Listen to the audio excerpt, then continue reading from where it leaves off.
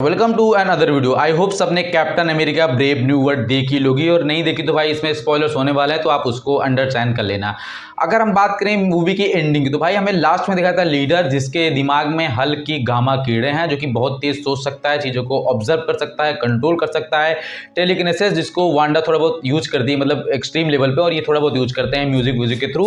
वो पावर उसके पास है एंड वो फ्यूचर भी देख सकता है। ऐसा हमें पोस्ट के सीन में दिखाया था जब वो बकी बान से कहता है, भैया सॉरी हमारे falcon and the winter soldier, साले इसका नाम ही भूल जाता हूं मैं, और कैप्टन अमेरिका बना फिर रहा है पूरी मूवी में। एंड प्रोबेबली मैं इसको हेट नहीं कर रहा है, पर स्टीव रॉजर्स की बराबरी शायद कोई कर नहीं सकता है भाई, मुझे ऐसा लगता है। एंड मैं आयरन मैन का फैन हूं, पर स्टीव रॉजर्स को मैंने बहुत मिस किया इस फिल्म में। अब बात करते हैं इसके मेन टॉपिक और ना, बकचोदी तो मैं करता ही रहूंगा पूरी वीडियो में। तो भैया लीडर जो वो कहता है कि तुमने मुझे तो रोक लिया, लेकिन वो जो लोग आ रहे हैं अलग अलग यूनिवर्स से आएंगे, तो उसका सामना कैसे कर पाओगे भाई? तो भाई बकी बांस के पास इसका कोई जवाब नहीं होता है। मार्वल हमें पिछले 3-4 फिल्मों से यही बता रहा है कि वो अलग अलग यूनिवर्स से आएंगे, अलग अलग यूनिवर्स के लोग होंगे, पर आ नहीं रहे हैं, बस बताया जा रहा है। वो तो हमको ही पता है कि भाई अलग अलग यूनिवर्स एग्जिस्ट करता है, तो हम लोग क्यों बता रहे हो बार? Captain America Brave New World की बेसिक स्टोरी में ये दिखाई जाती है कि हमारे थंडरबोल्ट रॉस, जो कि अभी अमेरिका के प्रेसिडेंट बन चुके हैं, एंड उनका मेन कहानी ये है कि जो सेलेस्टियल इंडियन ओशन निकला है वो सब देशों के साथ बांटना चाहते हैं, मिल बांट के व्यवहार करें। इसमें मोदी जी का भी कमेंट देखने को मिलता है, ताकि सब इसको एब्जॉर्ब कर सके, सब अपना अपना काम कर सके। अब भाई जो सेलेस्टियल की बॉडी है अब ये ओशन में पड़ी हुई है, यहाँ पर लफड़ा चलता है कि उनके ऊपर हो जाता है अटैक, जो कि आइजा ब्रैडली इसमें फंस जाते हैं। हमारे सैम विल्सन के दोस्त होते हैं, जो कि उनके पास सुपर सोल्जर सीरम होता है, एंड वो धर लिए जाते हैं। भाई वो केस में पीछे पड़ जाते हैं कि भाई सैम विल्सन ने कि दोस्त ने ये करवाया है, या फिर उन्हें सस्ती ब्लैक विडो को हायर करते हैं कि दीदी तुम देख लो ये लफड़ा कैसे सॉल्व होने वाला है। तो पता चलता है कि एक्चुअली एक ऐसा बंदा है जिसका नाम है लीडर, जिसको हमारे थंडरबोल्ट रॉस ने, दशकों पहले थंडरबोल्ट रॉस ने पकड़ के रखा था। उस पर दिमाग को बहुत सारे एक्सपेरिमेंट किए और उससे बहुत सारी गलत गलत चीजें करवाई। एंड हमारे थंडरबोल्ट रॉस जिनकी दिल की धड़कनें कमजोर हो जाती, वो भी उनको भी निकलने का समय आ गया था, लेकिन हमारे लीडर ने कुछ ऐसी दवाइयां उसको दी जिसमें गामा कीड़े वगैरह थी, एंड वो उन्होंने खाया एंड वो जिंदा बच गए। लेकिन उनको ये बात कहीं भी पता नहीं थी कि एक्चुअली जो दवाइयां हैं ये एक्चुअल में क्या चीजें हैं। लेकिन आगे चल कोई बात पता होती है, इसलिए वो लीडर को आजाद नहीं करते हैं, उसको बंद करके रखते हैं।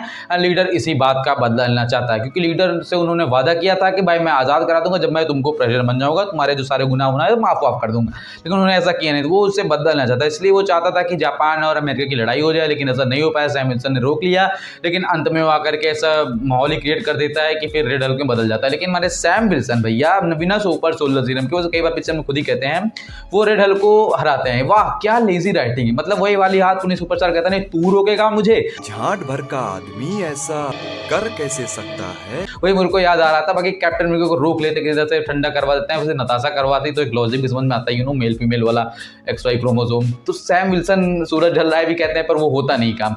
अब बेसिकली जो लीडर है वो ये अनाउंस करता है कि वो कहता है कि भाई लफड़े से होने वाले हैं, अलग अलग लोग आने वाले हैं। तो बेसिकली हो सकता है वो बात कर रहा हो डॉक्टर डूम की।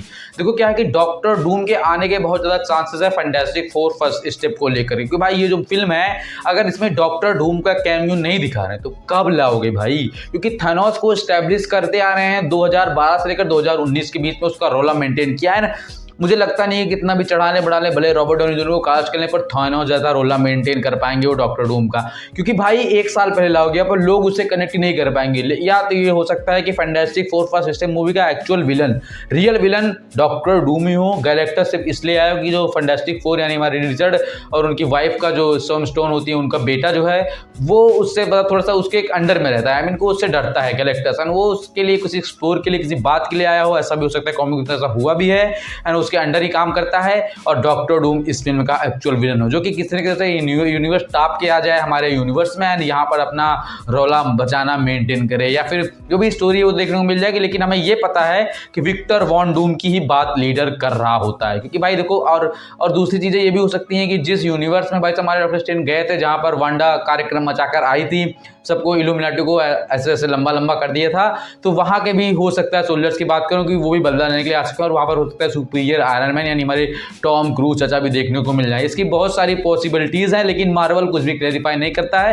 तो ये हमारे मार्वल फैंस के दिमाग की उपज है, या फिर पॉसिबिलिटी भी हो सकती है, इसकोई बड़ी बात नहीं है इसको लेकर कि लीडर हो सकता है कि इल्यूमिनाटीज की बात कर रहा हो, जो अलग यूनिवर्स से बदला लेने आ सकते हैं हमारे अर्थ पे, और या फिर और या फिर बात कर रहा हो डॉक्टर डूम यानी विक्टर वॉन डूम, क्योंकि भाई अगला वही विलन होने वाला है जो कि पूरे एमसीयू की फाड़ने वाला है। अब ये भी कहो कि उसको रोकने कौन आएगा, विक्टर वॉन डूम को रोक सकता है तो सिर्फ एक बंदा जो है सेंट्री जो कि अब कोई मूवी थंडर बोल्ट्स में होने वाला है। विलन वॉइड, जो कि आप उसका ट्रेलर देखो समझ में आएगा, काला काला आदमी कोट पहना हुआ है, मतलब उसका जो केप वगैरह होता है वो सबको अपने हाथ से ऐसे जमीन में धसा दे रहा है, काला काला उसकी परछाई छप जाती है। वो है वॉइड, सेंट्री की दूसरी पर्सनालिटी है, जैसे कि मून नाइट में हुआ था, उसकी 2 पर्सनालिटी 3 पर्सनालिटी होती है, ऐसे ही वो सेंट्री की दूसरी पर्सनालिटी है। अब सेंट्री वर्सेस डॉक्टर डूम देखने को मिलेगा तो मजा तो आने ही वाला है, प्रोबेबली एंड लीडर हो सकता है ऐसे ही खतरे का संकेत कर रहा हो। देखो ये वीडियो परफेक्ट नहीं, मुझे ऐसा पता है कि भाई ये थ्योरीज हैं जो कि हमारे दिमाग के ऊपर है, आपके दिमाग के ऊपर है, एंड यहीं पर हम इस वीडियो को खत्म करना चाहते हैं। एंड जो भी अपडेट या फिर कुछ लीक्स निकल कर आती हैं उसको हम डिटेल में डिस्कस करने वाले हैं।